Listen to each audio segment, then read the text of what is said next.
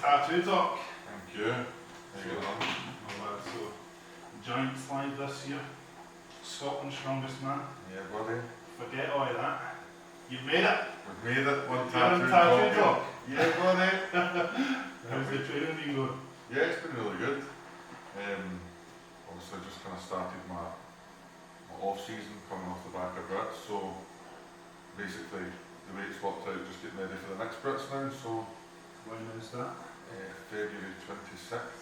So still got a wee bit of time to improve a lot of things and kind of work on the weaknesses that we found last year. So yeah, it's been quite a fun off season so far. What are the weaknesses that you found last year? Pressing, obviously. Pressing's been my kind of biggest downfall first started, but it's just one of the kind of longest things to build up. So it's just been kind of chipping away at that, and trying to make sure we're going to next season. Yeah, I'm not going to start winning pressing events, but I don't want to be losing as many points, you know. Yeah, and you're happy enough with the progress in it so far? Oh yeah, it's been good. So my coach Andy Bolton and Dale are brand new ways of loads of different new techniques we've tried this season, doing a lot more volume, different style of pressing, not just kind of trying the same technique and not getting the results. We're just kind of playing about and making sure that when we go into the season this year, we've kind of mitigated that problem as much as we can, you know. So they're not trying to reinvent the wheel like a lot of personal trainers. That's what I find the problem with these sort of like Instagram coaches, this and next thing. Everyone seems to be trying to reinvent the wheel. Well, would you say they're just keeping it old school and just really basic, do you know what I mean? We're just trying to get better at pressing. We're not trying to, like you said, reinvent the wheel. We're just trying to get my shoulders stronger, so we're doing a bit of hypertrophy, get bigger shoulders on us. We're trying a lot more volume, doing a lot more tricep. Just nothing crazy new, just a lot more of the basics, you know. It seems to be like literally the only chink in your arm is your pressing pillar. Once you build that up, that is literally all that's stopping you feel like the top 10 boys. I lose so many points on a pressing event. I mean, last year Scotland's strongest man, log was the first event. I came dead last, and then I won every other event. Oh jeez. And I was still tight for points because the boy who won the log was on my heels on every other event. It just showed, you know, how important it was to not be bombing pressing, you know, not coming last in pressing. It's just so many points you're giving away. How did you do in the pressing this year at Scotland? I actually came kind of mid-table this year. I was quite happy with that. That's very good. Although, like kind of recapping, to be fair, some boys, some better pressers didn't have the best of days. So that kind of played in my favour. And there was a lot of extra guys in the final this year. So it helped split points a wee bit. But yeah, no, I was really happy with the way Scotland went this year. Who was there was a guy there that was pressing like he was throwing up an empty tracksuit. He was a sort of short guy. Kyle Gibson from Aberdeen. These things just flew up. Very started with strong, Unbelievable. In fact, it was surprising he wasn't on the podium. He was supposed to be the kind of dark horse to win it, you know. But I think the moving events just let him down a wee bit of conditioning. But yeah, I was happy to kind of get mid-table at that at least, you know. What other competitions did you do this year? So I started the year with a qualifier for UK's Strongest Man. So I won the Scottish qualifier for that. So I won like their version of Scotland's. Then I went to the UK's in June, I think it was. In fact, the finals on telly tonight. So I went to UK's, that was a 3-day comp. I finished third. That was was my first kind of big comp. So we finished third, I was pretty happy with. But now thinking back, like what I know now, things I've learned and things I know about how I can perform, I know I could have came first in that. You know, there's a lot of points I kind of gave away just through lack of experience, if that makes sense. Yeah. I think instead of going 100% on all kind of events, that if you kind of go, like instead of going all in on all events, like kind of pacing yourself and going for the happy medium and playing the point system is the best way to go. I think it's opposite. I think you need to give everything in every event, to be honest. See, unless you're super, like, already up there in points, then you can start to play it safe, but you just don't know. I mean, you could mess up an event that's typically good for you. Yeah, like Thompson at the Thomas this year, like Glasgow when he dropped the stone and it cost him, he got second and looked won it. Yeah. You know, that he could have been playing it safe, knowing all I need to do is one of the stones, I've won the comp. One stone slipped out his hand. Yeah. Do you know what I mean? I genuinely think you as well just committing to every event, making sure your conditioning's good enough, your training's good enough, and just fully commit to every event. That the giant slideshow though, whoa, That was amazing. insane. That was amazing. See the welcome you got, like, how did you feel when you got called, and how did you feel when your name was called on that? Yeah, so there was quite a lot of pressure for that show, because Giants had kind of said, oh, you know, I hope you win Scotland's Strongest Man so we can get you at this show, the winner gets a ticket, a place. And obviously, I had in my head when I first I was getting better at strongman, that if I could get to a Giants live show, if I could pick any show, that would be the one I would pick, you know. Yeah. Scotland, home crowd, Glasgow, all your friends and family, like that is the show I would pick. And then just for kind of taking that, winning Scotland, and I've done a couple of Giant shows before that, to be there at the first one was like, you know, like my kind of 2 or 3 year goal just get fast forwarded by 2 or 3 years, you know. Insane. It was absolutely insane. It was, you know, because I followed, like, for example, the Stompmans years ago, and it was just like Scottish Strongest Man was in sort of like a small, it was in a gym and stuff like that, and then it was comparing like how big the sport's got. Like, so when I walked out to that Giants live, I remember just standing there like, whoa, like, this sport has grown. Like, Giants Live put on a phenomenal show. Like every detail, there's nothing goes kind of unturned with them. So you were saying earlier that you felt like it went too smoothly, too It fast. just all happened. It's absolutely been insane. Like, you know, a year ago I won my first Scotland's. In between times I've done a couple of comps. I kind of a last minute invite to the World Deadlift Champions in Manchester for Giants. And since then, I've done a pro show every 2 weeks till the end of the year. It's absolutely like, how does it happen, you know? Yeah. And you got, so see, when you're training back to back and doing all these big events and that, you're feeling battered, you're probably feeling weaker than what you actually are. Oh, definitely. When you healed, did you feel like tenfold stronger? Yeah, like the kind of push that you get competing at that top level was insane. You know, you don't realise how much you actually have to exert yourself. Yeah. But like my CNS at the end of that season was totally fried, you know. Yeah. Was there a competition, were you invited to another Giants Live, or am I making that up? No, I was supposed to go to Iceland for the Magnuson Classic, but that was a couple of weeks ago and I just felt, for how tired I felt at Brits, I just kind of made the decision to start my off season and play it safe. Yeah, make sure I was kind of fit for Brits next year. Yeah. Rather than maybe doing another comp and being more tired. And yeah. How long have you, so you've not been training long at all? Have you trained for a while? So this February will be 3 years since I joined the gym. What were you doing before that? Nothing, just getting fatter and lazier and having kids and just letting myself go. Yeah. That is insane. Did you win your first Scotland Strongest Man? Yeah. Yeah. You literally just came from nowhere. I know. Just decided to join a gym and you're literally clearing up. I've never seen a fast track career like this in my life. Like somebody has. It's just kind of happened, but like I'm not doing anything special. I'm just doing, I'm still learning a lot. I'm not anywhere near as good as I should be or will be. But it's been amazing. Like guys like Big Laws, Stoltmans, Terry Hollins, they're all DMing you, giving you advice. Graham Hicks, we did train with him a couple of times.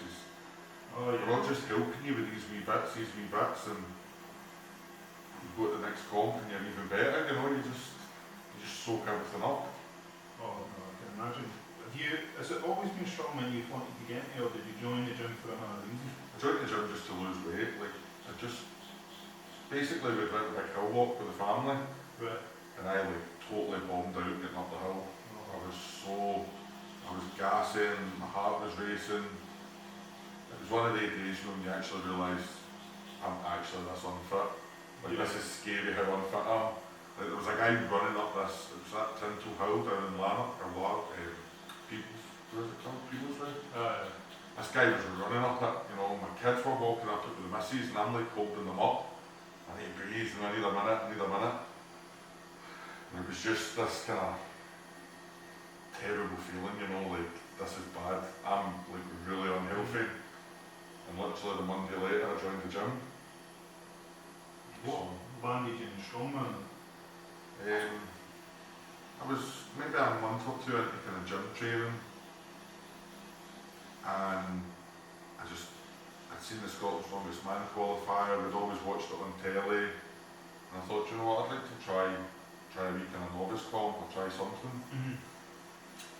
Went and done a couple of sessions at Hostel with a couple of guys, and ended up, I'd ordered my first Atlas stone from Spartan. You just went for it. 155 kilos, I didn't know the weights, I didn't know like what they'd done in comp, and this Jason that runs Spartan was like, that's a bit heavy, do you think you should get like 100? I was like, no, because I'm only getting one, so I want it kind of mid-size. And he was like, yeah, like 155 is quite heavy. I was like, oh, it'll be fine. And then kind of looking back, you're just like, why did I get 155? That was the first stone I'd loaded, Was it?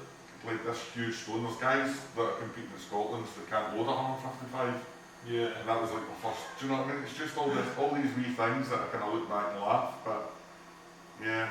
Did you have to drop down another stone in another gym before you could do it? No, like I had a wee workshop at the time and I got the stone taken round there, dropped off, and after a few days I had it lifted. I didn't know about tack it first, I didn't know. So you just barebacked it? Yeah, in fact there's a funny video on Instagram, just me with a fucking half a trackie on, trying to give this thing a try, like totally winging it, but that's insane. But it is unbelievable how well you've done. Like you've got some freaky genetics. I mean, 3 years all in, you've been training. What kind of numbers were you pulling at that deadlift from? Pulled 425 kilo, I took 1,000 pound on my knees. So, yeah. That's happened pretty fast. That's unheard of kind of strength gains. Like, what kind of work did you do? Do you think you could work it? Yeah, I've always been a plant fitter, so I worked in and out of quarries, building sites, doing heavy diesel mechanic basically. And then obviously that kind of carried over, lifting heavy parts and just in general things being heavy on machines, but you don't really realise, how strong you are, do you know what I mean? It's not like a deadlift, you compare two people's deadlifts and there's 100 kilo between them, he's stronger.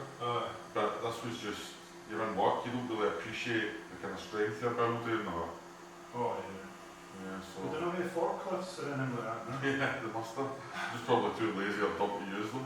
See, I'm a work smart and a harder kind of guy, but you're a work harder kind of guy. Yeah, until I started training, it's funny, see the stronger you get in the gym, the lazier you get in real life. Oh, I've noticed like that. when you go into work, you're like, I'm lifting that, guys are like, that's nothing to you, and you're like, yeah, I'm not doing it. I noticed that when I got stronger as well. I'd when I was into the strongman training, I would, instead of trying to get all the shopping in one go, man, I'd be like, get the kids. this is a free job type deal. It's so funny. Cruising. The stronger you get, the lazier you get. Oh, it's mental. So what's next? When do you see yourself at Worlds? I'd like to get to Worlds next year. I've got another chance to qualify at Brits in February, and I want to do everything I can to qualify to get to the next Worlds. So if you do good at Brits, If I get top 3 Brits this year, I could go to Worlds 2022. That is the ultimate game plan. But I mean, realistically, there's obviously a high chance that's not happening.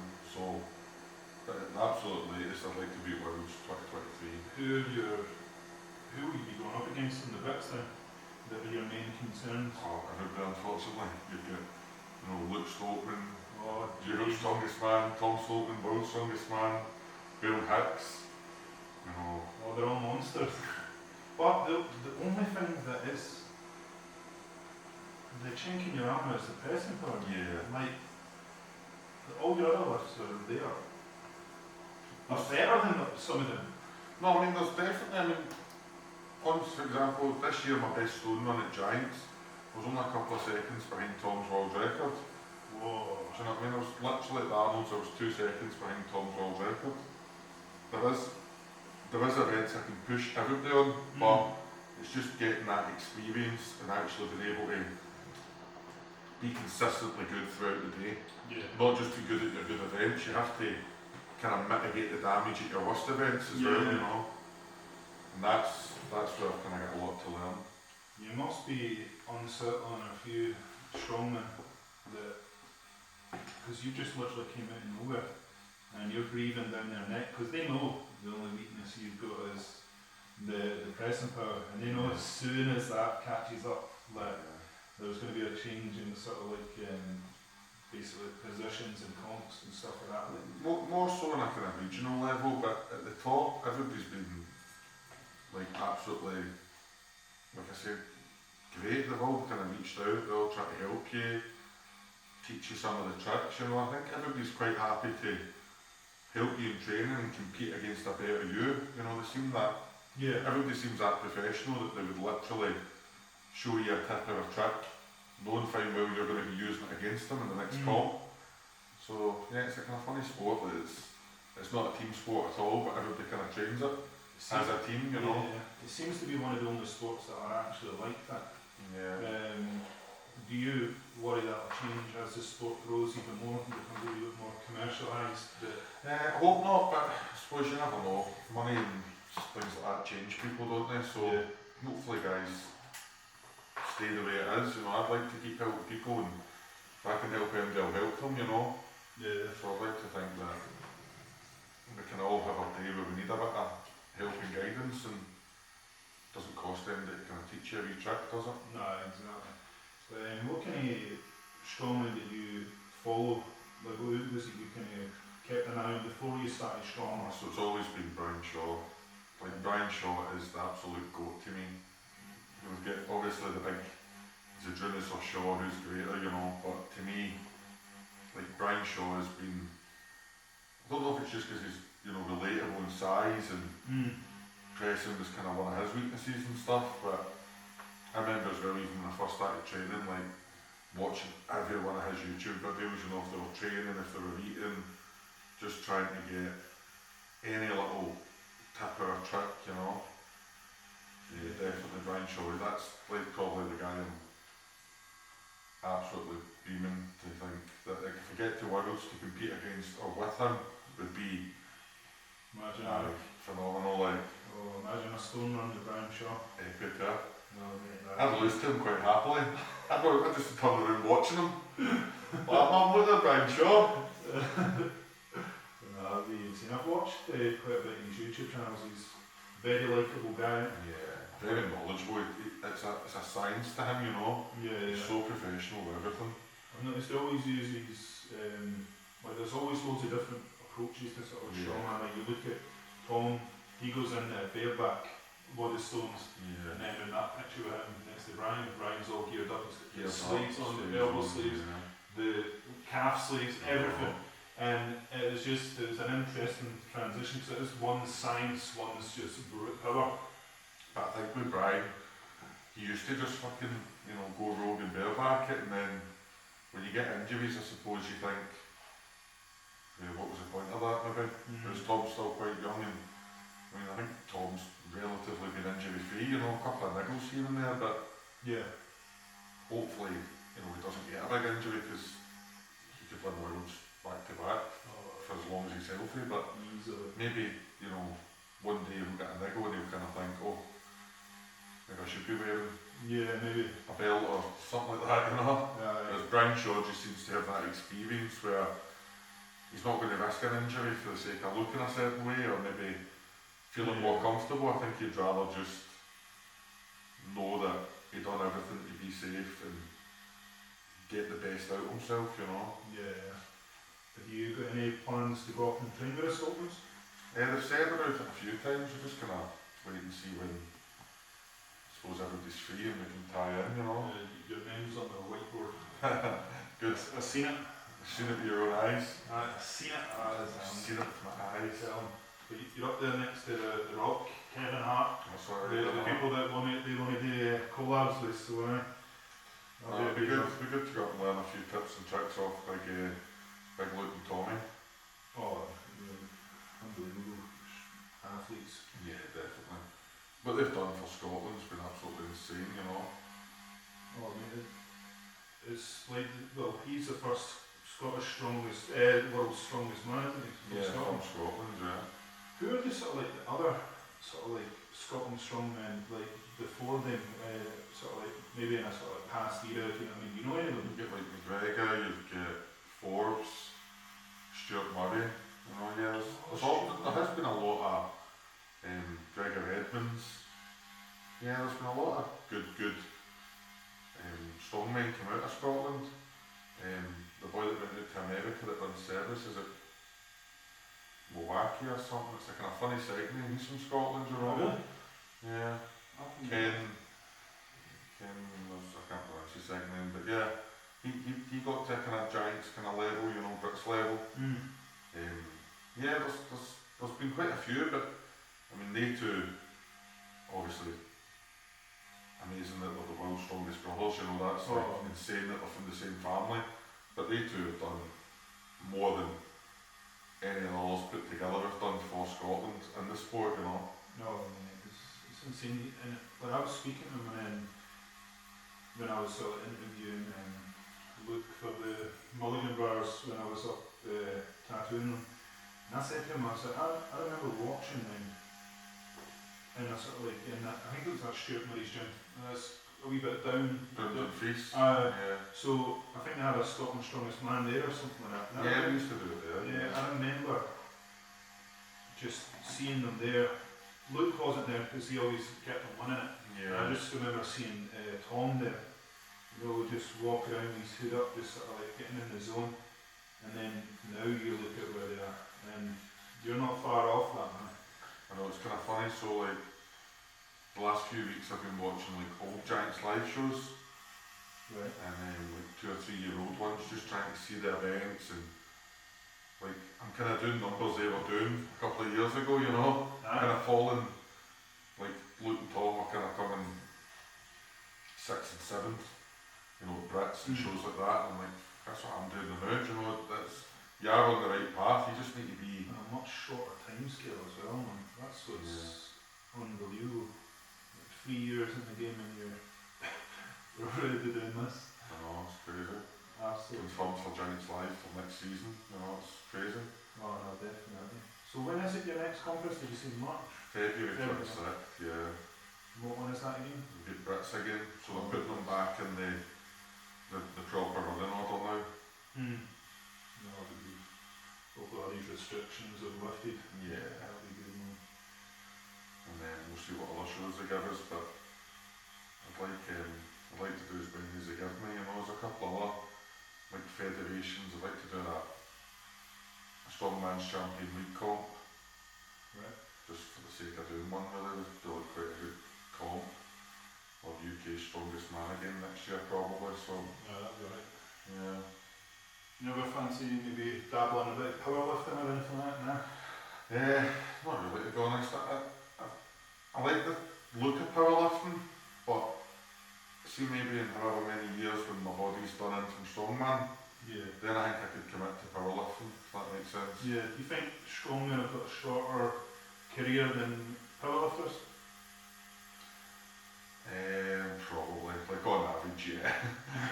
A lot more moving. I mean, I know a powerlifter probably does a lot more squat volume and stuff like that, probably hard on the knees, but I mean, just look at how many guys just last year at Worlds tore biceps, you know.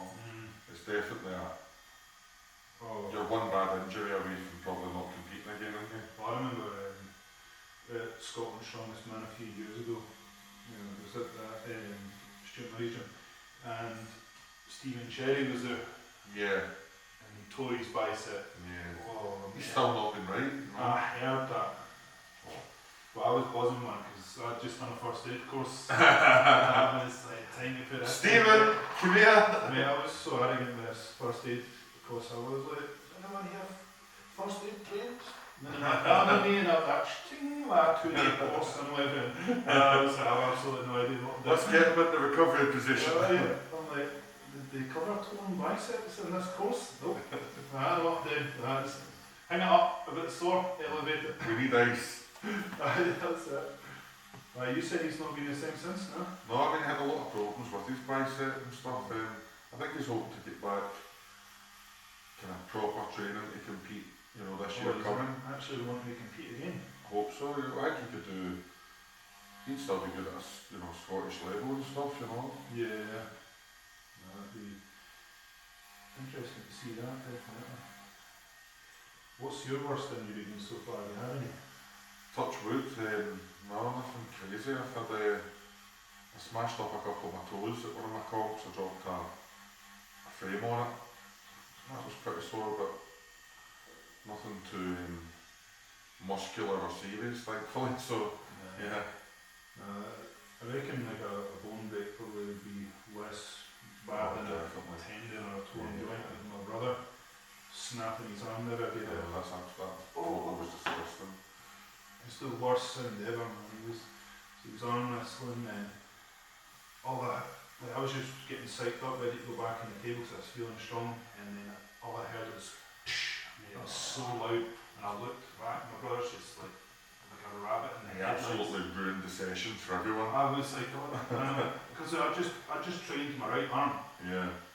This was all pumped up. I didn't even get to train that. I've got DOMs in my right arm still, and my left arm's like good to go. So, he ruined it. So he's waiting on surgery now. So. Yeah, that photo looked pretty bad. Can you do the arm wrestling I do? No. No. Is that you did fear? No, I don't know. Maybe one day when I'm bored of having biceps. just now I'm quite happy with everything being attached, if I'm honest. So are you full-time strongman now? Just now I am, but I'll probably need to go back to work at some point. How's your sort of like the PT and is that sort of? Yeah, it's not bad, you know, it kind of pays the bills and stuff, but I'd imagine the kids will want to go on holiday at some point and kind of just commit into strongman until you're kind of maybe up the tree a wee bit. Yeah, Probably not just there yet, you know. it seemed to be quite unexpected losing your job. Was it literally just out of nowhere? It was just, An accumulation of different things, and yeah, just, you know, I've done a lot of comps in a short space of time. I was tired and, you know, they're wanting the most out of you, and I kind of had this manager in between. He was just kind of riding me a bit, and he just kind of picked the wrong morning to have a go, and I went, do you know what? Fuck you, bro. sometimes you got to make. That's the thing I hate about like working in like anywhere for someone is there's always an arsehole. Yeah. Like, I mean, he had his moments where, you know, the actual company in general was brilliant with me. Gave us extra days off for the comps and let me take a couple of days unpaid when I ran out of holidays for Brits and stuff. yeah.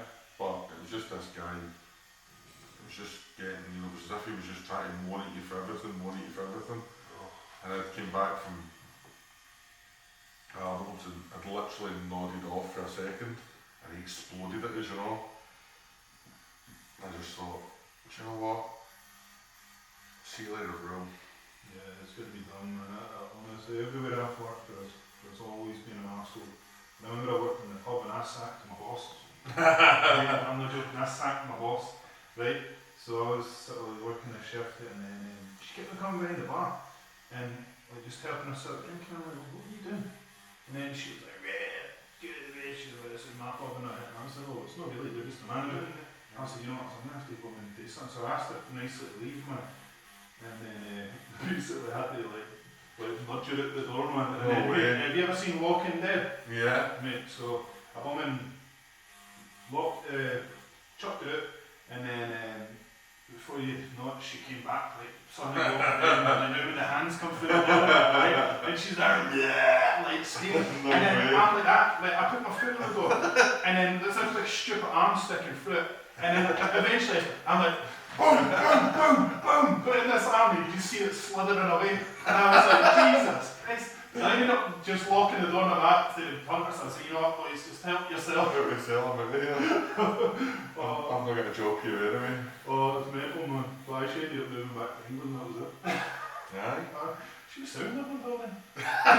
Must have just been a bad night. Aye. Oh, what absolute madness. That's brilliant, huh? What other jobs have you done? I've always been a plant fitter, yeah. I've done it from when I left high school. I served my time. Like one summer I worked in an office and realised, no. Get around there. I worked Listening to like old women moaning that their man can't get a hard on and their wains are arseholes and won't tidy their room. I was just like, this is not for me. Oh, mate, brutal. I remember like, my first job I worked as a catering assistant in St John's, and I literally grinded that out for 4 years, man. My first job, like, I think it was something stupid like £3 an hour. Minimum wage was so low, and I remember just hating my life. And then one day I was in there, and you've got Frances on the left, she's on the tatties, and then you've got fucking Gloria on the right, she's on the cauliflower or whatever. Yeah. And the both of them are just, did you see EastEnders last night? And I was like, oh, here we go. And she's like, seen that Phil Mitchell? And then she's like, didn't even get me. And I was literally just going, is this my life? Just I need to listen to for 4 more years. I said, I'm out here. Oh, no chance. Well, that was grim. Oh, that's funny. How long did you work in the office for? No long? Oh, like not even a full summer. I'd left high school and it was like a wee kind of easy part-time kind of summer job. And I was like, oh, I could do this forever, man. I'm rich and I'm paid like £300 a week and I'm thinking I'm Al Capone. I'm having new trainers every week. Ma, I'm never going back to school. This is for me. 2 months later, like, I need to get an apprenticeship or something because this is bad. Yeah, Oh, it was horrible. How old were you when you did that? Like, 16. 16. Yeah. The first place I ever went to sort of get a job was at a butcher's around here, and well, that's a gnarly scene, like. What? Well, it's in a butcher's, like, but it was like actually in the plant now, you've got Oh, like right. bodies coming down, and I was like, Jesus, I was like, people actually do this. But Is this how burgers are made? I don't know what I do now, but nah, if I would have been a vegan. Nothing's putting me off Nothing's that. that bad. Nothing's that bad. I'm going to get the fucking vegan sausage roll. Oh, no chance, man. Me and him have been back and forth at a few comps. He actually won UK's. I come third at that. Oh, really? Yeah, I mean, guys like that, I suppose, you know, try and push up past them a wee bit. But obviously they're training hard too, you know, they're getting better every year, so it's not like you compete, you know, you're trying to beat somebody that's plateaued.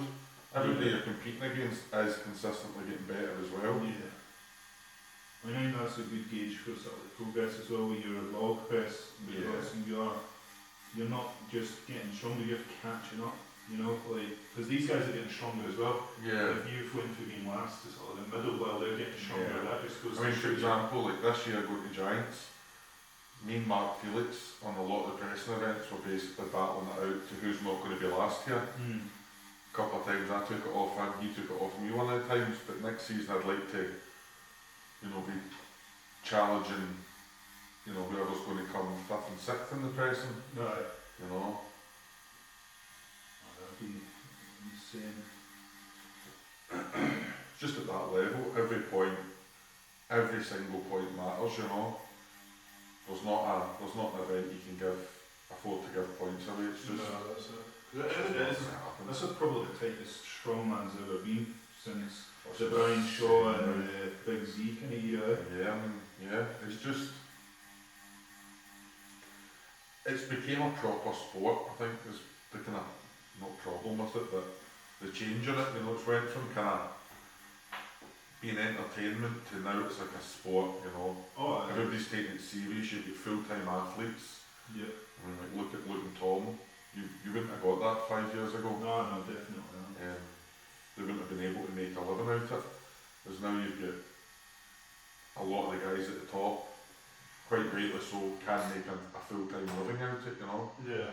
So, yeah, it is obviously going the right way, but You'll not be far away from that, man. hopefully next year I can pull enough together sponsors and everything, but I've got a couple of nice sponsors that help us out just now. It's just, obviously you've got a young family, you can't just straight, if you were single you would just straight buy, you know.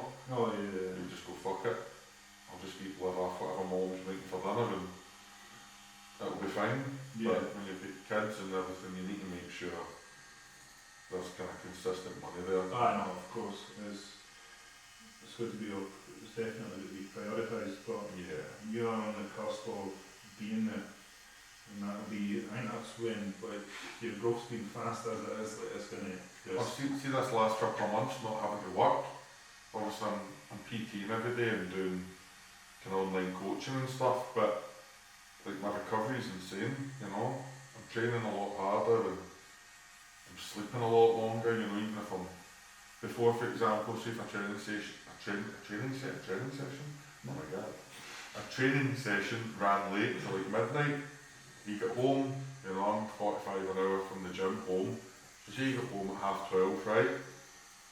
You need to get up for work at 5:30, Oh, just 5 hours sleep, so see now if a training session's ran a bit later, yeah. you know, you can sleep till 9 o'clock and then get up and start. So having like all those kind of wee advantages, you definitely see it, like I can feel it in myself, like I'm getting off season, I feel like as strong as I felt at the end of last season, you know. Yeah. So yeah, it's a kind of nice place to be and a nice kind of benchmark. No, that's definitely good. What do you make of sort of Martin, is it Martin Leasis or what's this? Oh, the Martin Leasis, Nice. the comeback king, Oh, that was insane, wasn't it? what injury was he out of? So he had a load of different niggles, he was in a car crash, Oh, you're joking. I think he had, what was it, he had like his gallbladder removed, you know, Oh, just loads of little things. He had a lot of problems from the previous season, he got stem cells, Martin Leasis is one of these guys who, like, see if you watch his training videos, he's very reserved, you know, everything's done with perfect form, there's no bad reps, there's nothing, if something feels too heavy, he just stops, you know, he doesn't like push like the way you would see most guys screaming at each other. He won't do that, you know, if he's to hit 3 reps, even if 3 reps move like butter, he wouldn't go for more. yeah. And then he turns up to these comps, a fucking animal of a man. Like, it's insane, you know, you watch him on YouTube, he's very reserved in training, he looks tired, he looks kind of very, like, just reserved is the kind of best way to explain it. And then he turns up to these comps and he's like, fucking game time, motherfuckers, let's do this. It's unusual that, but did Big C not have like a similar kind of thing where he would Big sort of C's train chilled. 70%? Yeah, Big Z's chilled all the time though, like his personality doesn't change. If he wins a comp or loses a comp, he'll smile at the end and just be like, yes, I'm happy. You know, but like, Lisa's in training, he looks borderline bored of it, you know, doesn't look like he's enjoying it, and then he turns up to these comps and he's sport, do you know what I mean? Oh, unbelievable. It's absolutely insane. Are you gutted that you missed competing against Ford? How good would that have been? Mate, that'd have been something else. You said you were going to go to Iceland, possibly? Yeah, I was supposed to go to Iceland last month, but hopefully next year I'll go out there for the Magnuson Classic. Oh, yeah, I mean, man. But, so, Ford, does he hold his own... I think he runs Iceland's Strongest Man, doesn't he? Yeah. Because they invited the Stoltman brothers on over Yeah, as they've done like a guest competitors. guest competitor that year, yeah. That could be you, man. Yeah, maybe one day. That'll be a nice one, man. I like Ford, man, he's brilliant. Yeah, is that your pick? $1,000,000. Is it? Eddie? Nah. 100%. There's zero chance. It's going to be like Rocky. Thor's going to take him to the last 10 seconds and Eddie's just going to go, right, you quite finished? Bang! Absolutely no chance, mate. I'm team Seriously? Thor. Mate, 100%. Mate, I think you're insane. just watch, man. One's training like a boxer, the other one's just punching stuff like really hard. But you don't see a lot of Eddie Hall's training. Here and like that. You don't see Eddie Hall fighting. We'll disagree on that. Let's go for this a simple way, right? Thor grew up in Iceland in this fucking wilderback upbringing. Right. Eddie Hall was a doorman. He's winning this. He's going to give him 2 swift jabs, pack it in, boy, up the road. Thor's going to be lying there. He's going to be a wee bit better than that. Sorry for you, can't come in the ring right now. You know, I mean, I need to see some identification. I need to see your passport. Wait, bouncers didn't scrap that much. No, I'm telling you, man. Look at where Eddie Hall's from. It's from a shithole. The bouncers will be earning their money down there. I did feel bad for Foreman, like when he came over and I was tattooing him, I was like, holy shit, I was like, this guy's going to come to Craig's out.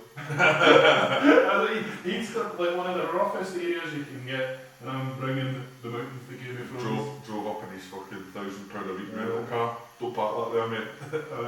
I'm like, that guy thought the hound was dangerous. Wait till he sees the local meds around here. They're nothing in comparison. Big man, are you off the telly? Give some money. That's what it would have been like for me, honestly. People were like looking at this guy and they were like, whoa. The first time I've ever seen Chaz scared. Do you think he'll go back into strongman or do you think that's him? Nah, I really don't. So I don't know if there's any truth to it. I heard that he's trying to actually transition into professional boxing. Is there any It truth could to be. that? I mean, it looks like he's dedicating a lot for just being one fight, do you know what I mean? How good does he look now though? He looks tiny though, doesn't he? It's insane. Looks Shredded. like an MMA fighter. Mate, absolutely shredded to the bone. But the thing that I think's unusual is, so he's training like a boxer. Yeah. Eddie's still trying to keep up some of his kind of lifts. And like obviously I don't know how he's training behind the scenes on his YouTube and that. But like lifting weights makes you stiff. Yeah. And you've seen that tear in his bicep. Yeah. You know, I often wonder if like a toned bicep would kind of plague your mind when it comes to sparring again. I don't know. I think Eddie Hall's very able to kind of mind over matter things. He's had some fucking crazy injuries in his strongman, hasn't he? Injuries as he had, you know. He dropped a log in his head, you know, he fucking tore biceps, he fucking, yeah. So that's not the first time he's tore a bicep. No. Jeez, but tell you what, he got the. Did you see it quickly? But He got like the best surgeon, he got. Mate, literally, I think it was the next again day. He got the guy on the call, and then the next again day he was there. That's crazy, isn't it? And it seemed like it was even None of your NHS part are there. No. Exactly. Come the road and ice that for a few days, sunshine. No, your brother's sat a broken arm. Half dead. Oh. For 5 hours in the hospital, Eddie had his surgery by then. Do you know I was surprised when I went to the hospital? Yeah. I was like, how long's the wait? Oh, this boy's he's dying, you know? He's dying. It's not a broken arm anymore, this is life and death. A death by broken arm. And then I was like, how long till he gets seen? And then she was like, oh, minor stuff. Probably about 2.5, 3 hours. And I was like, oh, but the broken arm, so that's minor. And I was like, what? What's serious? I was like, Jesus. Probably people like actually bleeding out. Yeah, I've been in that A&E for like some weird shit as a kid, man. I remember there was this, now these skateboard things. Yeah. Aye, but it's one of the old ones that had like wee plastic edges in Like it. the finger ones. Aye, but I tried to like sort of change part out of my mouth and I mean, this thing like went through my lip and like locked on the other side, went out to the skateboard down through my lip. Like, and then on the, so I looked at the wee, sort of like the wee doctor's note behind the skateboards. I'll tell you about it. So when I was an apprentice, you know, like a big 9-inch grinder. Aye. I was using one of them, right, taking paint off of these parts for a machine. And the disc broke and it fucking came spinning towards my dick. So it cut right through my boiler suit, cut my ball sack open. Sure. So like, Was he? I'll get like this weirdest, you know, like that kind of weird line you've got up your balls. Mine's a scar. Is it? So Oh. I've ran up to like the foreman. I'm like, I'm dying. I'm like holding my balls and blood everywhere. I'm like, I don't know what to do. I've got my dick off. I've got my dick off. What do I do? I'm like 18. I've just realised what my dick's for. And I'm like, no, I've lost it already. And I had to go into the toilets and like get my boiler suit off. And the kind of health and safety first aid guy came in. He was like, you know that guy in your work that everybody kind of says is gay, but he's probably no gay, he's just a bit weird. Do you know what I mean though? Like when you're 16, you've got that kind of creepy 40-year-old single guy in your work, and everybody's like, he's definitely gay, he just doesn't want to tell you he's gay. He came in and he was like, right, I'll need to see it, and I'm like, not a chance you'll see it. And I'm like, I'm feeling myself, and I'm like, oh, my dick's still there. I'm like, there's blood everywhere. So one of the boys was like, right, go in Davy's van, I'm going to take you up to the hospital. So he gets to the hospital, right, he's sitting in the car park, he's like, right, off you fuck. I'm like, you know coming with us? He's like, if you think I'm walking into the hospital with an 18-year-old boy with his dick in his hand, you got nothing coming, sunshine. And I was like, not a chance. So I've floated in. It was that one through East Kilbride, whatever it's called, right?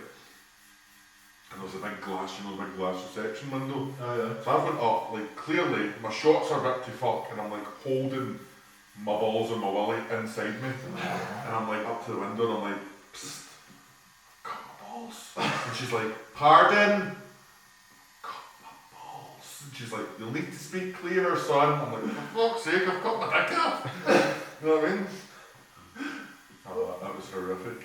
Would you have to get a proper like stitch? No, I got like butterfly stitches on it. So it wasn't even a proper ball wound? It was a proper cut, but they were like, see, by the time I got to hospital, my balls had went from like a young bull's to these little chestnuts and just like, they'd shrunk away to nothing. Your voice started going high. Oh, it was high anyway. Like a castrato. The minute that grinder hit them, they were high. Oh my god. That was like the most horrific day of my life. And do you know what I can't figure out? Like, see, looking back, I should be a millionaire by now. How did I have an industrial accident involving my testicles and I'm not a millionaire? You're on something never there. What a fool. I mean, you would have been balling on the land. You would have even need to be doing a strongman. I'd just be like Just sitting deciding what I'm going to buy this week. a big gaping ball wound. Wandering around like Jeff Bezos. There's been times where I've been skint and I've thought, how did I not phone Digby Brown? Do you know what I mean? You should be a millionaire. Oh, it's true, man. I was a young boy with his testicles cut open in work. I should never have to work again a day in my life. It's true. Well, imagine how that phone call would have been like that. How much do I get for a ball wound? How much do I get?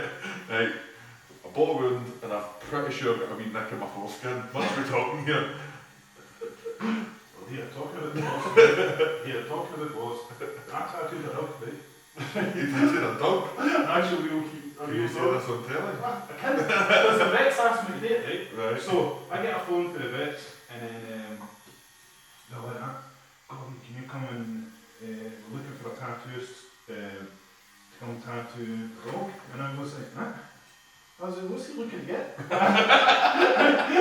Does he get an idea in mind? I know, what the fuck is a dog one tattooed for? So, I literally read and they're like, no, it's nothing like that, nothing fancy. And I'm like, alright, well, what is it then? They're like, oh, we need to tattoo 5 digits and it's in our fan. And I was like, what? I was like, you know, just get that in the ear. And then, I know anywhere because people just cut the ears off. I'm like, well, good luck doing it. You can't even fight the dog with like 3 legs. So I'm like, yeah. And then I was like, I don't know about that, but it's a bit weird. And he said, well, you didn't, like, we're going to put the dog down. And I was like, you're tugging on the heartstrings, are you? Right? So I go into this vet's right, and then they're like, right, it's just through the back. And then, I go in, right, this fucking dog, unconscious, right? It's just had its fucking nuts whacked out, right? And you think that they would be like, right, put the nuts away. Right? It's just in case the tattoo's a bit squeamish. Right? These 2 pearly white, absolute bad boys. just like right there. Just sitting like an inch from the bus. Right there. The dog's sewn up sacks right there. And mate, all the wee wires and all that are hanging for it. And mate, balls are so white out. Like you wouldn't believe how white a dog's testicles. So I'm like, whoa, this is weird. And then tattooed fucking 5 numbers and it's in a 5. And they were like, how much do you want for that? And I was like, I don't know, I didn't do this that often. Well, imagine being that dog, waking up no balls and a shitty tattoo in your inner thigh, man. That's probably the best day of my life, tattooing, man. Because imagine just tattooing like dogs at the vets, man. Oh, what? My dog's got the Scotland flag, can you do that, big man? There was a tattooist actually, his dog was in getting surgery and he was like, no, I'm going to ask him about him going to tattoo it, man. And I'm going, imagine like ask it. Casual as that, And he tattooed like some big gnarly skull and it said out. No And I'm like, I swear to God, man. And then he uploaded a photo, I just tattooed my dog in that, and then everyone's like going absolute mental in that. And he's like, man, why is everyone nuts? He's like, it was unconscious, it didn't do that. I'm like, I don't think you realise, mate, you just tattooed a big skull on a dog's in her leg. Fucking without its consent. I know. Oh man. That's mental, isn't it? I've had some weird moments like in tattooing. And one of the worst ones was I was tattooing, and this woman, she must have been like 200-year-old vet, maybe exaggerating a bit, but she came in and there's a thing in tattooing called a blowout. Now blowout's where the ink sort of spreads right under the skin, you get this sort of dark bruise, and I remember obviously she wanted to tattoo it on her wrist, but all the wee veins and her tendons were sticking out like you wouldn't believe, right? Big love marks and all. And then I was like, I'm going to have to do it there, and I'm literally going like that, touch the skin and up, black ink, like just like right under the skin, and I was like, whoa. I was like, fuck this, I know, man. And then, oh mate, I felt so bad, and then she came in like a few weeks later, she's like, oh that's still really black in that drink, that will go away, and I was like, That'll definitely go away. It's just a part of the healing. When they cremate you. You don't need to worry about it when you're older anyway, you don't have to do that. They should have to live long with a shit tattoo. Maybe boss, you could like that when you were 16 then. Oh man, I felt so bad for about 5 minutes to be fair. Till she paid. 20 quid was that. Cheers, Margaret. I was trying not to charge them, I said, no, I was like, I've had a lovely day. You're old. You just have it for free and that. No, it's fine. Oh, you go, and that was it. I'll take it away. And now I'm legally took money here. Oh man. It's funny, isn't it?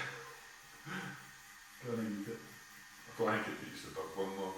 No, the dog man, I'm still like... I want to know, like, did you get another, like, did you get tattooed another numbers and dogs? Why did this dog need numbers tattooed on it? It's American Pit Bull Terrier, and in the UK they're pretty much illegal. So they need to have like a sort of like a certain amount of like things, so they need to be like registered, they need to have like a digit tattooed on them, they need to have their paws whacked off because you don't want to breed them. That's mad, isn't it? Poor bastard.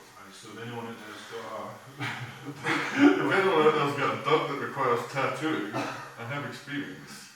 5 digits on your mouth. 5 digits in the inner thigh, I know how to do it. Imagine you done that one.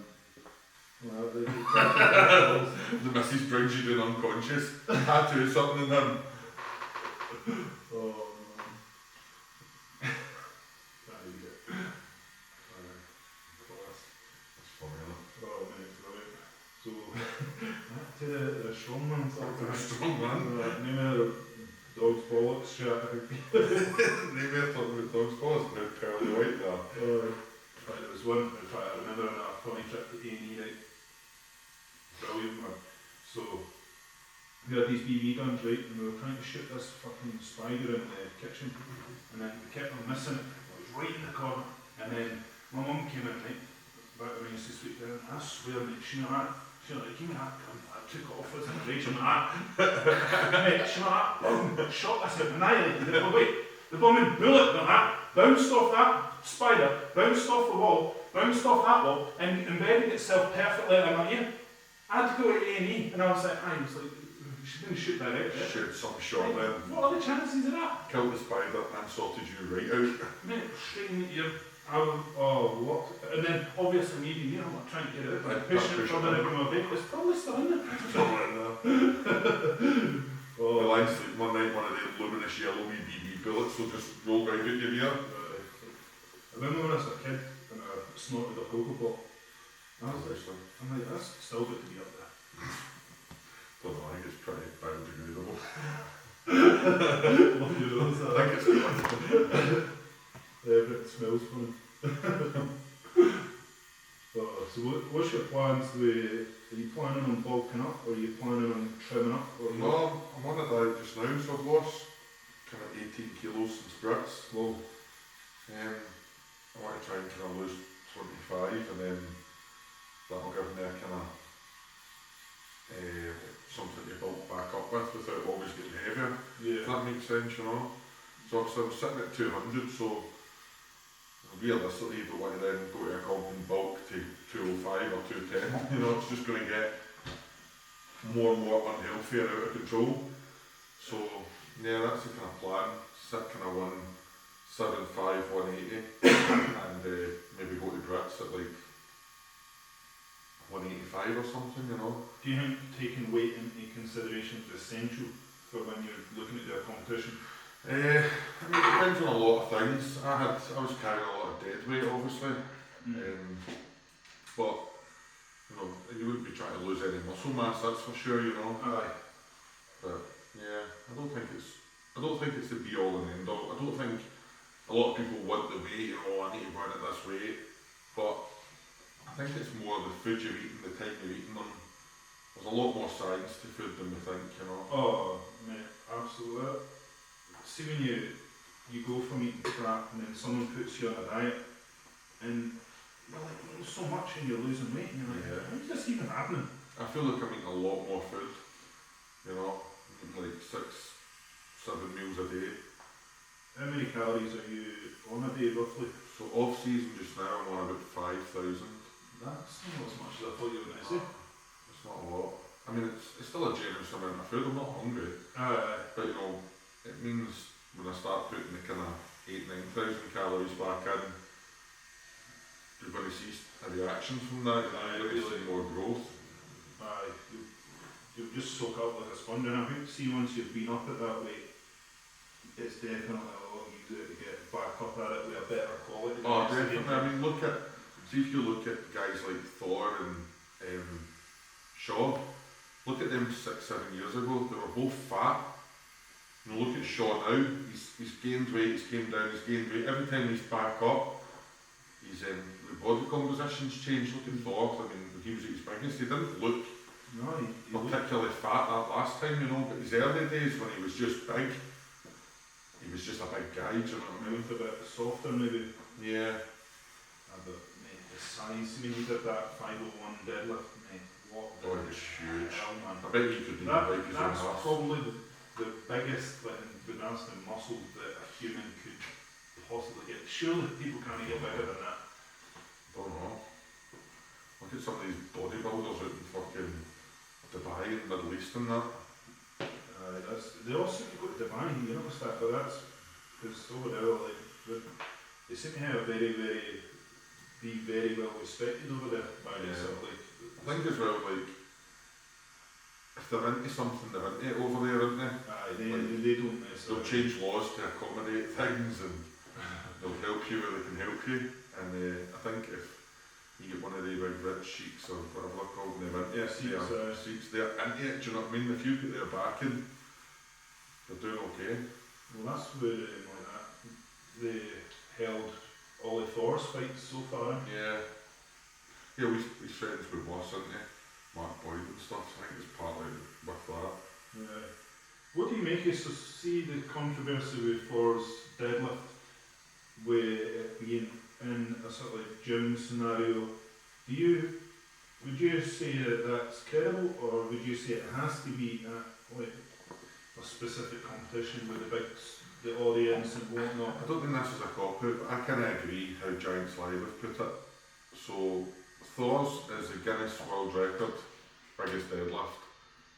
Eddie's is the strongman world record. Right. They pulled it in a strongman comp.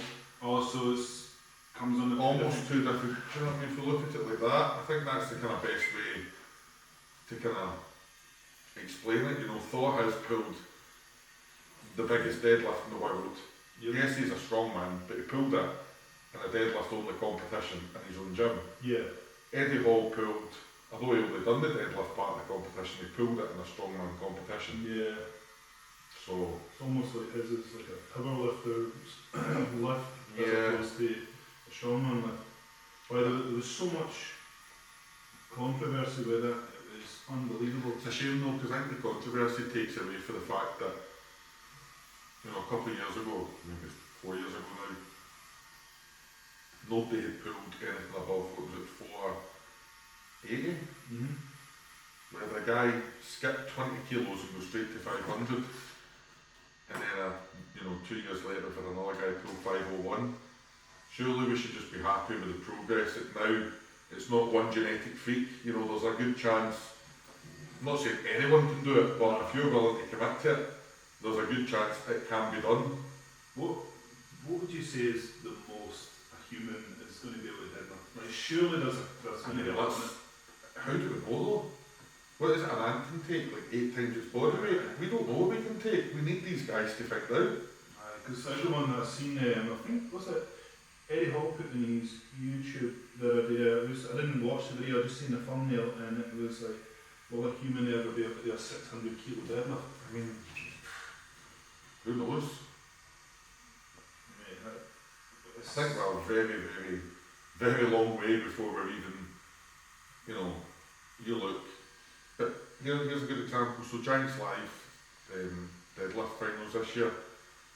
Before the competition, I think there was like 8 guys in the world, 9 guys in the world that pulled £1,000. And then that night, like 5 guys pulled £1,000. Yeah. You know what I mean? It's just, this was a lift that was, you had to be a very elite deadlifter to do, and that club almost doubled in size in one night. Yeah, I think as soon as people realise that that is possible, it kind of just has that, because it was like years ago, I can't remember the distance that someone managed to like run in a certain time. As soon as he done it, everyone started beating it because they realised this is actually possible. But see, this is the thing I don't think a lot of people appreciate. Seeing strength training, yeah, you're getting stronger and you're building muscle, but you're actually training your CNS. You're reassuring that wee voice in your brain that I can do this, this isn't going to hurt me. And see, when we see other people doing it more, then your CNS goes, well, he can do it. if he can do it, surely now I can at least understand it's possible. And then every week when you're peaking up for a comp, you're just kidding your CNS all the way to the bank. Last week was fine. I pulled 300 last week, so 310 this week will be fine. Then the next week I pulled 310 last week, 320 will be fine. You're just training your CNS all the way to that big day, and you catch it off guard, work its pads down, fuck it and pull the 420. Yeah. Do you know what I mean? You're training that little bit in your brain that says, don't fucking do that, we're going to get hurt. I know, that makes sense. So the more people, like that £1,000, see now that you've seen, I mean, for me personally, I didn't think I'd ever be a £1,000 deadlifter. And then that night I took £1,000 on my knees, and I'm thinking, why the fuck did I not keep pulling? I shat my pants, because it wasn't, I went out, it was my next lift, I pulled the 425, I strapped onto the bar and I thought, right, I'll have a wee cheeky pull of the bar, bow out, cheers guys, thanks for having me. And the fucking thing left the ground, and I was like, Jesus. that shouldn't have happened, that fucking bar should not have left the ground. Whereas now this year I'm thinking, when I go back, that £1,000 went up, do you know what I mean? Yeah. When that is happening, I'll make sure my deadlift training for that lift is as perfect can be, like £1,000 is getting done. Do you know about again that everything else kind of needs to fall by the wayside? No. Because I've seen, was before with his deadlift, was that all he was like? I mean, yeah, for that style of lift, everything has to go into you. Everything has to be deadlift orientated, you know. You're not going to go and do a heavy stone session, you know, and then try and train deadlifts to that extreme. But I genuinely think, I mean, Adam Bishop, for example, he pulled 1,000 pounds and then came third in that comp, or second maybe. That is obscene. You know, he still carried on the rest of the comp very well. Yeah. So I think it is quite hard to fathom like how where the limit for the human anatomy is, you know, like it's going to be interesting for sure, but it's going to be the up and comers like yourself, Thompson, whatnot, that are going to be Thompson will pull 1,000 pounds next time he has to. No. Next time he's in a position where he needs to pull that kind of weight, yeah, to win, he'll pull it. Oh, and that's already in him. What do you make about the 300 kilo stone? That in the bag? I don't know if he's kind of lost interest or if he's just maybe waiting until Sponsors. the right money's there to do it. You've got to have sponsors, you've got to have some kind of money. You've got to have a goal, don't you? I mean, it needs to be in your favour. Yeah. But realistically, yeah, Tom's going to do that, like without a doubt. 100%. Because it wasn't his most recent lift, it was the one before it where he went to lift it over, and it was like, usually he's really, it's like straight over, Yeah. but then he kind of went to the side and I was like, that's weird, but then I was like, I hope that's no him like found his limit, then he went heavier, and it went over like so much easier, and that's when I was like, I just hope he doesn't, you know, I know for the stuff like that you're going to need to focus to do that, but right now, you know, he's doing phenomenal in actual full competitions. Yeah. And records can be broken and somebody else can take them off you. If you're world's strongest man 2021, you're world's strongest man 2021, you know. Yeah. So winning titles is obviously more favourable than world records, if that makes sense. Oh yeah, 100%. Unless you're going to go crazy and pull 505. Yeah. Well, but in regards to sort of like how a household would look at it, that's the world's strongest man. Well, yeah, exactly. You know, I mean, that is the coolest exactly. thing to have. I mean, deadlift, especially in the last few years, is like overtaking bench. Every boy used to train bench in the gym, do you know what I mean? That's like all your pals join the gym to train bench. Yeah. The deadlifts kind of took over from that, you know. People used to ask everybody what's your best bench. Now it's like, what do you deadlift? Yeah. Thank fuck, because my bench is shite. I got like a 190 bench and it was a poverty bench, do you know what I mean? Absolute poverty bench. Oh, class. I think the most I've benched, because I never used to flat bench, always incline benched when I was in the trend bologna sandwiches. They're 165 for 2. Yeah. That's not bad. Decent, is it? It's alright, man. It's alright for long arms, isn't it? That's the trick with bench, always blame long arms. Bench and overhead, see if somebody's better than you, get back at long But then arms. what was my excuse for being pish at deadlifting? Tall. Just like that. Deadlift and squat, if you're shy, you just go, I'm tall, and people go, oh, that's fair. You know? Oh, I seen you were up north with Lawrence O'Shalley. Yeah, we've done Was it Lawrence O'Shalley or Lawrence Shalley. Shalley? Yeah, we were up at a kind of Donald Dinny day, we were both kind of guest lifting. Was that the first time you'd met him? I came to my gym before that, Alright. we've done a bit of training.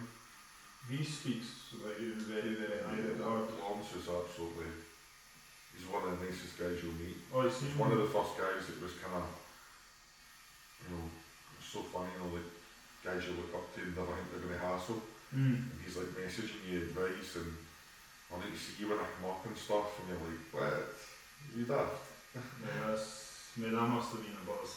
Yeah, it's crazy. Oh man, it's so good. Because he is like one of the UK strongman OGs, really, Of isn't he? course, yeah, he's a proper, like, he's from that era of kind of household names, you know, him, Terry Hollins, they're like Mark Felix, they're like the OG strongmen, aren't they?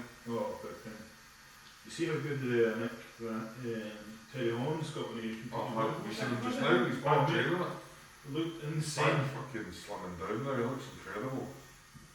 It must be weird going from like one body sort of disposition to another, because where a bodybuilder tries to keep that midsection small and tight, strongman midsection is You always. want a big core. Aye, Yeah.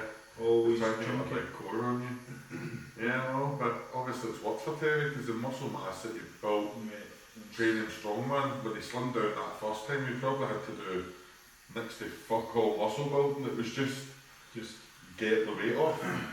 Refine it, maybe. I'd neaten it up a bit, I suppose. You kind of. Is Lawrence, is he competing again?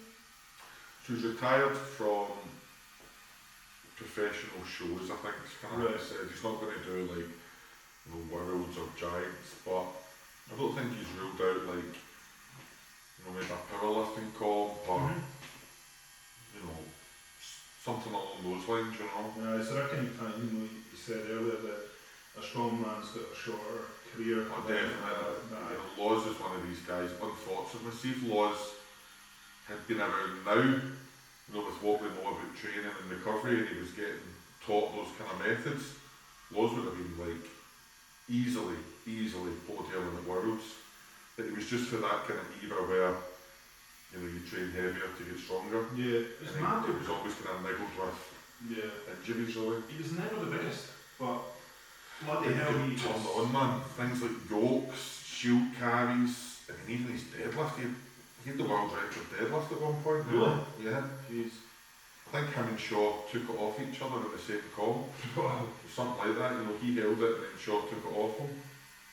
Because was he not competing? Making up around about the 175 mark. He was a big guy. He's not a short guy by any means. He was probably like 6'4", 6. But he's a strong guy. Things like yokes, he would absolutely take off for them. Farmers. He was always good at stones. He's going to hold like a record or something for the yoke. I think he's still got the yoke world record, yeah. That's insane, but he suffered what was it, told the last time? Tore his Achilles. Oh my worlds. God, man. Yeah. That's like one of the worst ones you can do, I man. mean, to be fair, so the Royal Albert, he retired after that. He retired at that comp basically. After we tore it, and then he came back. He done that Royal Albert Hall. The first one of them. Yeah. Earlier on in the year, we done dynamite at that, considering what he'd been through, and how much muscle mass he'd kind of probably gave up, not expecting he can be competing again. Yeah. But he came back fucking healthier and in good shape. And then during the summer he broke the Denny Stone world record as well. Oh, Jesus.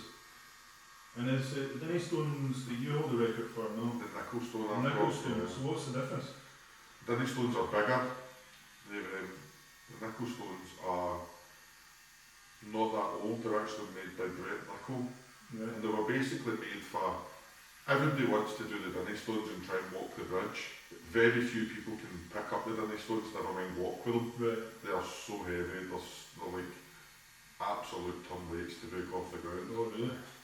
And it's the rings that dig into your thumbs and everything, So Brett came up with this idea with the nickel stones. And they've been good in competitions, because if you watch a guy, if you watch 10 guys, and the furthest somebody wins is 5 metres walking with stones, you're not going to be very interested. No. Whereas with Brett's, Luke Stoltman had the record before me at I think 18 metres something. Yeah. Then I broke his record on the grass, and I broke one record indoor. But they made that 2 separate records, so I've still got the traditional record, doing it on grass. And Kevin Fairs took it to America, the indoor record off me. Imagine losing that. What are you doing, mate? Shocking, isn't it? You're going to have to go back and get that, man. Glasgow this year, hopefully that's an event. That'll be nice. Do you know what I found mad with what was the one? It was the nickel stones. Nickel stones in Glasgow, yeah. Aye, so everyone's I've been training these, I'm feeling strong, and I'm like, how do you train them? But then I'm like, I've been trying it on plates with the same hand, and that's not the same. It's not the same. Because you've got those weird angular shapes that are going to be whipping around. Pins are so much easier. In training, way before I'd even touched the wheel stones, I had done 20-25 metres with loadable pins. And then I got up to the wheel stones the first time. And that was when me and Loz, we were both having a shot each at breaking the record. And I missed the record by literally 2 inches. But that was everything I had. It wasn't like, that was everything I had. My fucking thumbs and my fingers were hanging off me. And I threw the stones trying to pick the line. Is that allowed? Yeah, well, yeah. If you've got the energy to throw them a wee bit at the end, then yeah. Get a wee nudge forward. But I mean, that record I looked stood for a good 3 or 4 years.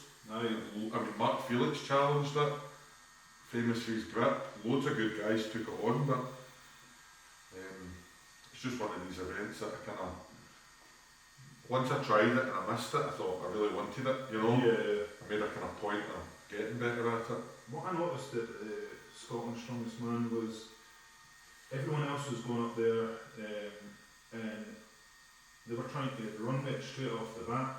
Yeah. And then like they would pick up rapid, they'd be straight into it, and then you went up. And then I was like, what's he doing? Oh, mate, it was like the Tortoise versus the hare. Yeah. Like you just literally were strolling it calm and composed, and I was like, bloody hell, like you just kept them going, and I was like, Jesus. I'm probably very lucky that Brett will tell you, I'm probably one of the only guys that can take steps with the stones. Most people need to kind of shuffle their feet so the stones are always touching them. I can take a big stride, so I know my grip's okay, and I just kind of grab hold of them. And that day, like, there was obviously prizes for making it the furthest. There was some monetary incentives, and I thought I could go a couple of dollars here. So I kind of made a point of making sure I get to this line. And I think that was the first time the stones had been taken the 20-metre course that day. First time on grass, indoors, anytime. That's the first. They went the full 20 metres without a drop as well. Is the indoor one always got the turn at the end? Is that So is the the grass one. Is it? It's only a 20-metre course you get. Oh jeez. So that is, what's that? Well, until I broke the record, nobody had ever done 20 metres, so he thought 20 metres was going to be plenty. I mean, that's been 5-6 years we've not had to worry about turning. Well then eventually it's going to be like 30 metres. Somebody's going to bring them back down, you It's know. going to be an absolute freak out there. It might be you. I'd like to beat that Kevin Fairs next year and get it back. No, you need to. We're not trying to do you again. Fair enough. Losing us, the Scottish thing, an American. How dare you? To be fair, like Kevin he was fit for that day. He'd been training on like very similar stones but heavier. No, right. And he kind of kept that a secret. And he just fucking, I think he only beat maybe, Wasn't it much? we're talking inches, but I had nothing extra to give. It's not like I put them down to save energy. I was trying to make sure I kept my record. It was fucking. Well, you had Scotland's Strongest Man the week before that. The week before. Oh my god. Did you have stuff like DOMs? No, mine I was going to get tattooed off you. Oh yeah. And I couldn't get out of my bed the next day. I was like, It's like you just recovered, man, because you tried to book in like not long after it, and then you're like, nah, I'm still absolutely fucked. no, I was absolutely done. You were consistently competing almost every month, weren't you? See, from August, it was like insane. I went from never doing an arena show to last year obviously I'd done my UK's one first down at MK Dons Football Stadium. Then I went to Manchester for Giants Live. I went to Glasgow for Giants Live. Went to Darnold Classic with Giants Live. And then I done Britain's Strongest Man at Sheffield Arena for them. Like, how the fuck does that happen? That's pretty intense. But like, see, sometimes when you're absolutely well, in fact, all the time, when I've seen your back on your body like that, like even when I was doing arm wrestling, so I was doing arm wrestling and I was like training arms like 3 times a week in the gym as well as doing table practice like 3 hours at a time, twice a week. I felt so weak, and then I couldn't train for 2 weeks, probably longer. And I went back and I was like, hold the phone, like I've levelled up. Yeah. It's that recovery you need to know. You have, sometimes you've literally just got to kill your body. Oh, you do. To actually like see insane gains, you have to really be pushing, you know. Oh, definitely. And then obviously when you're competing, this year I'd say I competed against some of the best guys in the world, you know. Obviously Tom a couple of times, Maxime Bergeron, he was second at Worlds. Household names, you know, Pena, Novikov, just elite guys, you know, JF Caron. Yeah. Competing against all these guys, you just have to, you can't be going out half asleep, No, definitely. not 100%, so going out and giving everything against them definitely gives you a kind of growth in your strength, you know. Yeah. No, definitely. Well, see, women's, like the strongman, Yeah, that seems to be getting a lot bigger. it's taken off, it's good to see. No, definitely. Ultimate Strongman, fair play to them, put on a UK strongest woman. Yeah. A couple of lassies from Scotland went over and kind of represented. Right. Emma Jane and some lassie's name, Maggie. Yeah. They went over there. I think, you know, they done okay. It was an Oldham's comp. They weren't the biggest girls, but they gave absolutely everything, you know. So Yeah. it's good to see, like, this year there's obviously the normal Scotland's strongest woman, the official one. A couple of weight classes in that, and then hoping to try and get that UK's one kind of televised as well. Yeah. So it'd be good to see a kind of national women's comp on the telly. I think it will happen as the sport grows, because it's no going slow anymore. It's literally year by year, month by month, it is getting astronomically bigger. It's like, compared to what even was like 5-6 years ago in Scotland, like to now, like it's bloody hell. Yeah. That's insane. Like even like back in the day, like 5-6 years ago, if you were the Chinese there, they would have just thought you were a big bastard. Just thought you were fat. But now they're like, you know, that's strong man. No. You know what I mean? So Is it becoming a kind of more, not quite a household sport yet, but it is becoming more kind of, with social media, people kind of see more training of it, you know. Right. So I think all that helps. Social media has definitely got a place. Yeah. I absolutely despise it. Yeah, they should. Of course it must, it's alright. Look fatter though. They look no muscles. He slimmed me down a bit. Well, as you slimmed down, that I slimmed down. Oh really? That's not. I don't want my arms to slim. You should look at arm wrestling, man. You'd be good at arm wrestling. Oh. Did you watch the Devin Lara versus Forfeit? No. It's alright, man. But sorry. Oh wait, that fight was the same day we had Giants in Glasgow, was it not? I think so. It was, yeah. Because I remember seeing Eddie and I was like, I wonder if he knows what the update with that is. So you're Team Eddie, and I'm Team Navy. Team 4. Maybe you put some money on that, shall Yeah, I will put money on it. Yeah, I'll put money on him.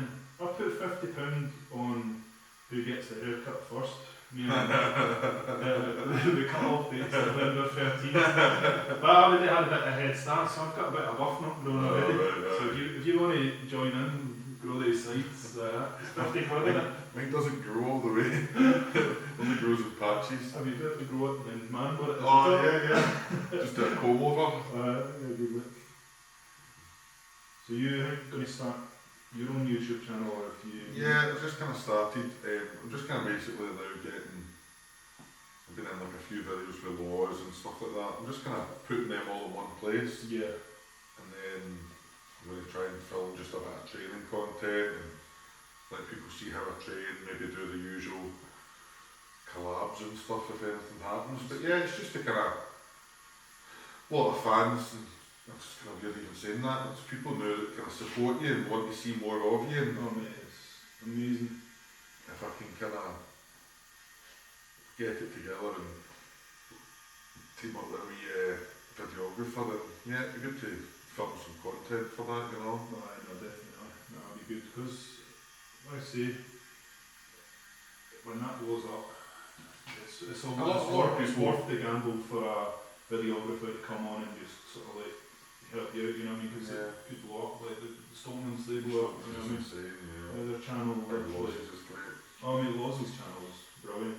I'd love to get him on this as well, man. He's just an interesting guy to listen Oh, to. he's so knowledgeable in the sport. He's probably one of the guys you could ask him who's got the record and what, and he can tell you like, you know, who had it before that, who had it before that. Yeah. It's like a proper, like, strongman encyclopedia. Oh, mate. Insane. Because I was watching him, and it was like a head-to-head sort of competition. Like basically, he had to guess what Stoneman brother won this comp, what won that comp. Oh, right. He got it right from the get-go. Did he? Aye. I swear, I think he only got one wrong, and I was like, Yeah. how does he know that? He is an absolute encyclopedia for strongman knowledge. Well, that's good because like you get a lot of people that know what they're talking about, but he kind of oozes with passion. He loves it. He doesn't even like know he's not competing in the sport now. He's still following it. He's still, you know, right up there with it. He's a good commentator. He's good at, you know, he could probably fact check anything just off the top of his head. You know, yeah, it's pretty amazing. That's class. We've got too much longer to go with this, mate. Getting there. How's it feeling? Warm. Warm. I don't want to talk about it. It's not too bad. We butchered the worst. Where's the sore started that you've had? On the back of my calf. Got a big elephant on that. I worked out in Africa and it was like, You work in Africa? I worked out in Africa. Well, when I qualified, I got the chance to go with this other company. And they basically said to us, do you want to go to Shropshire down in Wales or do you want to go to Africa? And I was like, yeah, Africa. What was that like? That was dynamite. Aye. How long were you over there for? I was out there for about 2 years, coming home every now and then, you know, you got like 10 weeks on, 2 weeks off kind of thing, 3 weeks off. But it was good, you know, it was good money and it kind of gave me money. When I came back I started home business doing plant repairs and I budged away with that for 5-6 years, you know. What made you go from being your own one to working for someone again? Just getting paid, you know. We ended up with a couple of employees and I was chasing money, people were chasing me for money and I just kind of realised that's probably when I was at my biggest as well, you know, that's when I was starting to kind of look after myself a bit more and I just wasn't happy. You know, I was only working, at that stage the company was quite big and I wasn't making any more money, you know, I wasn't any richer than when I started and I thought, you know, why am I doing all this work for? Well, that's like one of my mates, he had the huge building company, this, that, next thing, and he was like, you know what, he's like, I'm not enjoying it. There comes a stage where happiness outweighs money, you know. Oh, definitely. I reckon that's a big part of why everyone's so miserable these days, because we're sort of like searching for happiness in the sort of like the wrong ways. Like, I remember I had a customer, she came in, she had a Louis Vuitton bag and all the designer gear, and I was like, I said, would you have bought that if nobody was going to be impressed by it? And then she went, probably not. And I think that a big part why everyone's so miserable these days is because they're trying to impress people that wouldn't even go to their funeral. You know what I mean? It's funny, that. It just blows my mind, and I think that's a big part of why everyone is so miserable these days, because they are trying to, like, you get girls uploading a selfie and then they'll delete it because it's not had enough likes within like 5 minutes. And it's true, and especially now that half our life's on social media, you're kind of like, it's a kind of sadness that you're kind of happy sometimes that a video gets likes, isn't it? It's a dopamine hit though, that's what everyone's chasing, and you're not going to always get that all the time. Yeah, that's true. Fuck, you got deep there. No. I went into pure sorrow mode. My God. Have you ever struggled with sort of like your mental health for that? Not really. I genuinely think the saddest I've been in my life is that week after Britain's Strongest Man. Really? I was proper down. Like, I wasn't depressed, like, I didn't need to go to a doctor and ask for tablets or anything, but, you know, I'd had a cracking season, and then when I got to Brits, I was fucked.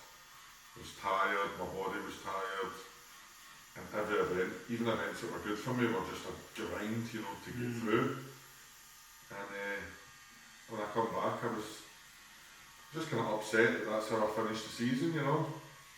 And it took you a while to shake this out? A couple of weeks probably, yeah. I mean, I wasn't like stuck in bed all day, like scared of the world, but I was definitely like, you know, would play on my mind every day, if you know what I mean. I'd be like, fuck, I can't believe I've done that. Yeah. Can't believe that's how it ended. Because I know a lot of sort of strongmen, they suffer with sort of like their states of mind and whatnot, but I had a friend of mine, he explained his theory on it, and he said, he's like, if you think about it, it's like, you get all these big guys, these big strong guys, he's like, that means that they're going to have ancestors and whatnot that are big strong guys, and with these people, like, it's like when ants are born, they get chose for a rope, like, they'll work around this, that, and the next thing. Like, we would have, big guys would have been at the front of all the battlefields, you know what I mean? They would be at the front, and like that would have been instilled into their DNA, like chasing that buzz, you know what I mean? And now we're not getting that buzz, and that's why you almost become barbaric when you're. That makes sense, yeah. That's kind of, when he said that, I was like, you know, I was like, could be onto something. I just kind of felt it was like I had 4 months of highs, you know. Well, you're going to have to come down eventually. And just, I've never done timber boat racks. I just never. There was events I could have done a lot better on, and my body was just, the energy just wasn't there, you know. I was tired, my muscles were tired, my head was tired, everything, CNS was tired, and I kind of came home from that and I was just like, yeah, I should have done a lot better there, but it is what it is, you know. It took a couple of weeks of kind of moping about the house and can you run it on a mile? No, you can't. And see now, like I can fully appreciate I took a couple of weeks off training, or 10 days, 2 weeks, something like that. I kind of recharged, and now I'm in the off season, and training's amazing again, you know. I feel stronger, I feel mentally clearer, so yeah, it's obviously just part of the course, isn't it? No, definitely. Do you think next year you'll have the same intensity? Competitions back to back, or do you think you'll be a wee bit more? I think hopefully they are spaced out a wee bit more, but I'm not, I'll be more prepared next year, you know. I'll make sure I'm more prepared and doing more recovery. I mean, part of the problem this year is obviously I was working full time in between all these comps. Yeah. I mean, after every big show I was back in work the next Monday, which was kind of, again, like it's like a drop off from the dopamine, like you're saying, you're up there. You're doing all these big shows, you're doing 2-3 hours of meet and greet with fans, then you go into work on a Monday and they're like, that digger's broken. Then you're back to normal, aren't you? You just went from here, like a pure celebrity, to that must be quite weird. To like, here mate, that digger's fucked. Like that. Do you know I'm fucking Scotland's strongest man? Aye, that kid, fix the digger. Okay. Yeah, that must be weird. But Tom will come up to me at the end and go, fuck me, can you teach me how to do stones? I love it. I think that is sort of a perfect note to sort of start wrapping this up, but thanks very much for coming on. No, thank you. We'll upload a naughty picture of this tattoo on the Instagram. We'll get you back on when next year or the year after. We'll see where you're at. Get a tattoo of my watch on this man trophy. Yeah, I'll hold you to that. Definitely, that will happen. Perfect.